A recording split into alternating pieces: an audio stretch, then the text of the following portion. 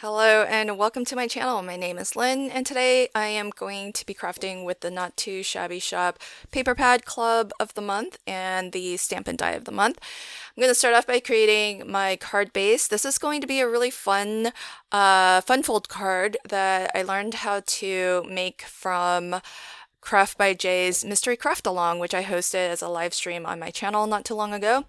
And I am going to adapt it to be folded an A2 size card.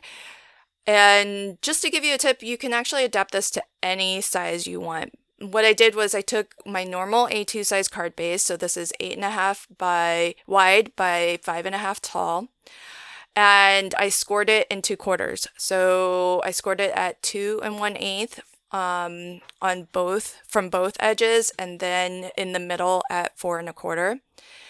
Then along the 5.5 inch edge, I gave myself a pencil mark at the halfway point, so 2 3/4 of an inch down. And I am going to trim off from that center point to the first score line, to the score line that's at 2 1/8.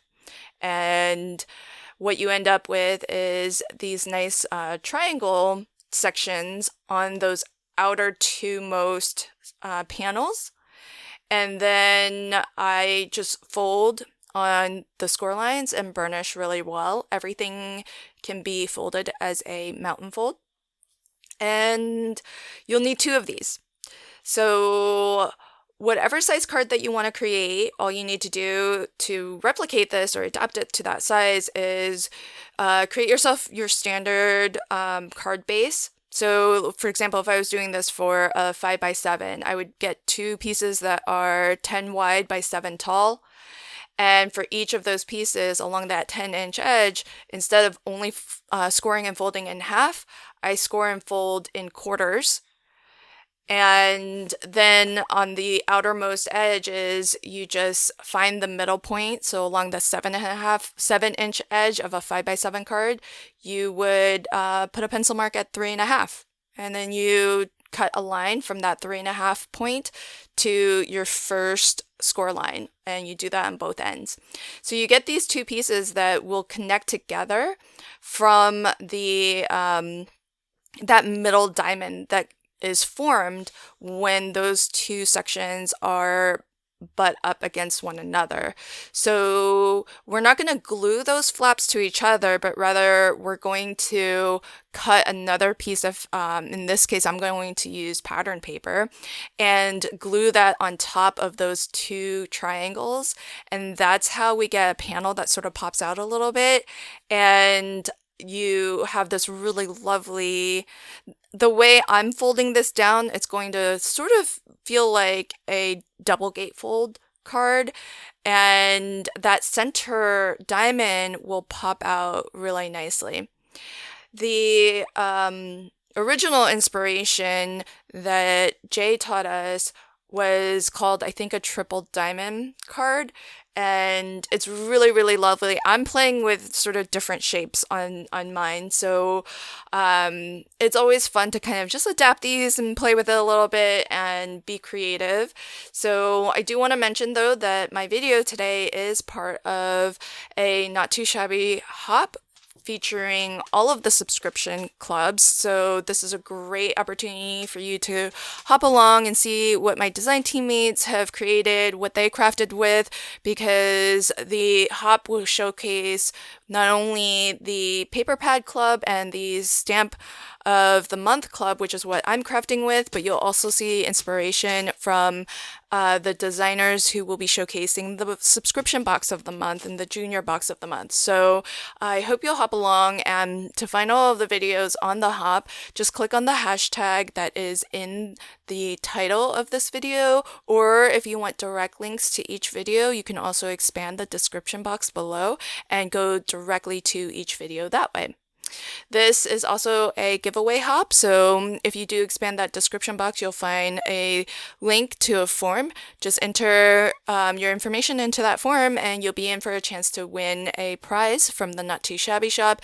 And do check back after the giveaway contest ends, and you'll find out whether you are a winner on the Not Too Shabby YouTube page, it usually gets announced to the community tab. So just go over to the Not Too Shabby Shop's YouTube channel. The best thing you can do is subscribe and hit the notify button, and that way you'll get an alert when new posts get announced, and so you can just check the your notifications to see when the winner is announced. So now the fun part of this card is really picking the papers and choosing what goes with what. But let's connect these two halves, and all I did was I cut a diamond piece out of one of the pattern papers, and I glued each half from the card base to that diamond.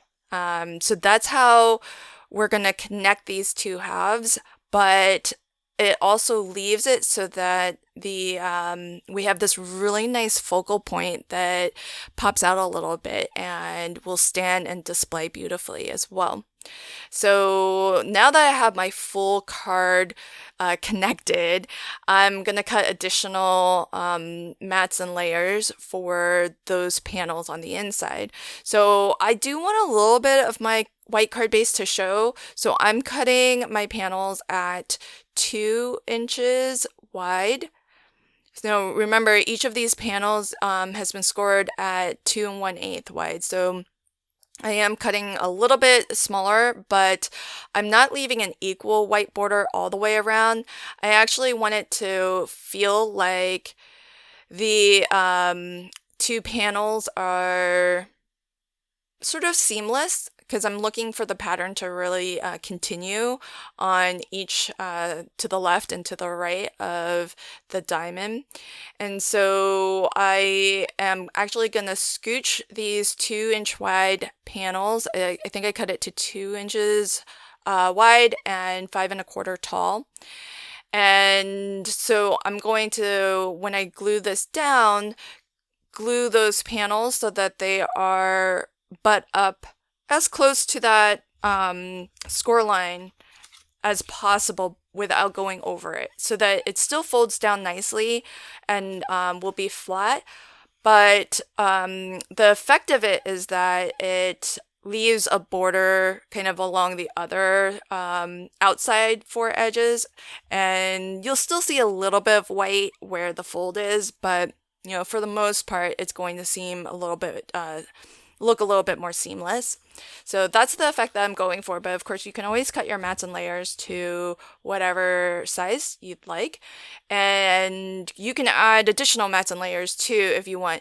The thing is that this card, when it's folded down, it's actually going to be pretty thick, because we essentially have 2 full card bases here that are stacked on top of each other when it does all get folded down. So the more mats and layers that you add, not only will the card be heavier, so it might trigger extra postage when it goes over 1 ounce, but as well, it might start to get a little bit thick, and it might not fold down quite as flat, or might be too thick to send for a single stamp as well, because for just a regular letter to fit within the constraints, I think it needs to be thinner than 1/4 inch. Now, I've got my pattern papers cut for my mats and layers, and now I want to work on some focal pieces. I brought out my We Are Memory Keepers. This is that precision rotating precision press, and it helps you to stamp out wreaths or circular designs. So what I thought I would do is use a combination of some words in the Stamp of the Month stamp set, as well as the little clover design. Now, I started this thinking it would be a circle, but it ended up actually being more of a hexagon, because of how straight the word hello stamped out, and because of how and where I stamped the clover, it created these corners. And so this was a little bit of a happy accident, because I do remember a viewer on a previous video of mine asking, well, besides circles and wreaths, what else can you do with this? And here's something else you can do with it. You can create a hexagon. So I think it's kind of neat. These are just, this is why you play, because you get some happy accidents. And I thought that was kind of cool, totally unexpected, but I decided to roll with it. And instead of, I could have still cut a circle out of this, but why not just really make it look intentional? Even though I totally didn't know that that was going to happen. I mean, on the inside, I think it looks fairly circular, but on the outside, it definitely looks very hexagonal. So I'm going to also stamp out the sentiment Happy Shamrock Day, which I think is awesome. I don't think I've ever seen that in a stamp set before. So I think that's really cool. And I've just got some a really nice dark green solid color cardstock that goes well with the ink color that I chose for the clover and the Happy Shamrock Day sentiment.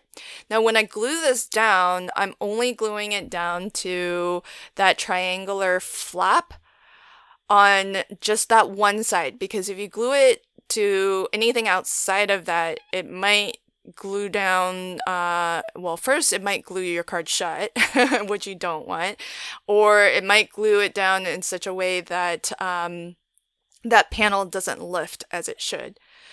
So be careful to only put adhesive on that triangular piece and only where the hexagon will fit on top of it. Now for my interior diamond, I went with a circle. So this is going to be just a really fun play on shapes.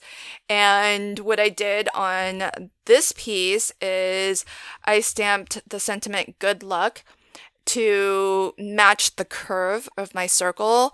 And you can do this with any stamp. Just softly bend it a little bit when it's on or as you're placing it onto either your acrylic block or the door of your stamping tool, and just try as best you can to match the curvature of whatever you are trying to stamp into.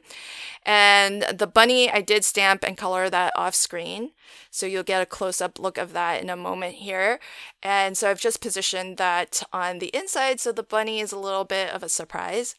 Now, after I filmed the video and everything, and then I went to photograph my card, I actually felt like it was a little bit unbalanced. So if you go to my Instagram or my Facebook or the Not Too Shabby Shop Facebook group, you're gonna find that I actually added another hexagon to the left.